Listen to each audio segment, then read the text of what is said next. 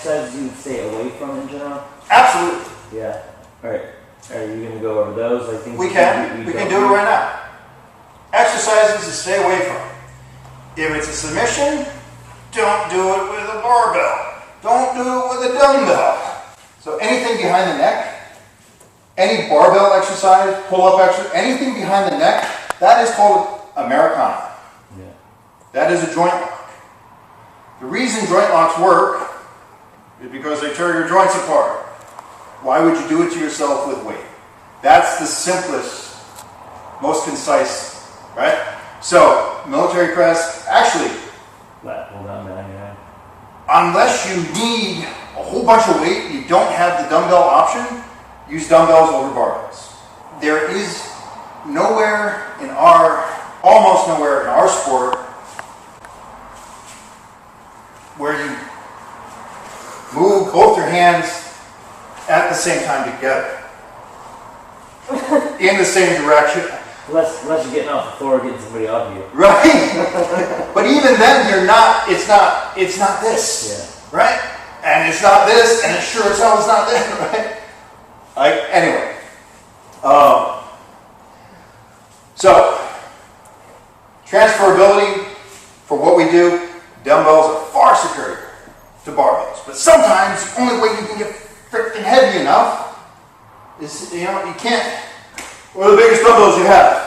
105? Oh, I'm doing a deadlift on 200 pounds. Right?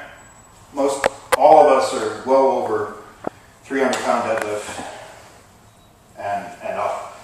So there's certain exercises you got to use a barbell because that's the only way you can get into the intensity that we need. But for the most part, use dumbbells. But anything behind the neck and anything that causes internal rotation of the glenohumeral joint with abduction.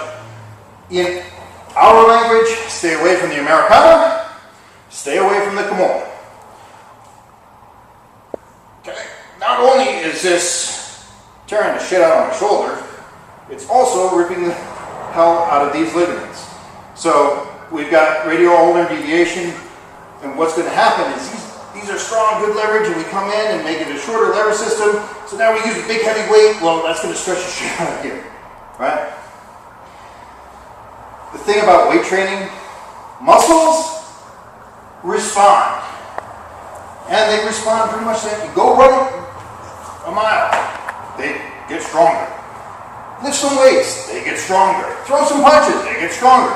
Joints and ligaments, on the other hand, you violate anatomical limitations with your joints and ligaments, you fuck shit up good. Also, tendons, ligaments, joints have poor blood supply. That's why they say it's better to break a bone than to sprain something. You stretch a ligament, it doesn't go back. So then you have laxity and play in the joint. This ankle on me is fucked up because I never wore braces when I threw my tiger. The shin hit the bag, the foot kept going, and now this pops forever. Lesson learned, okay.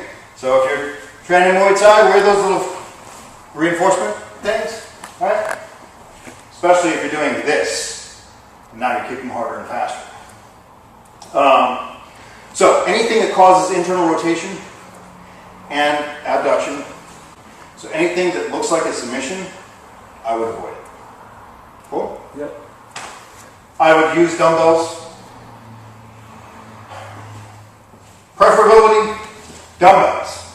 Unless they don't go heavy enough, they're not available, right? Then barbells, then fixed machines. If it's all you got, it's all you got.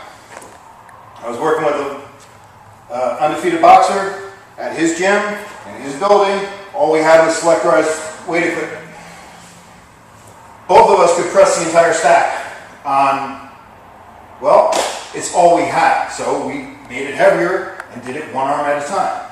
Even though it was a fixed machine, and it would have been better to use a barbell, it would have been better to use dumbbells. It's all we had.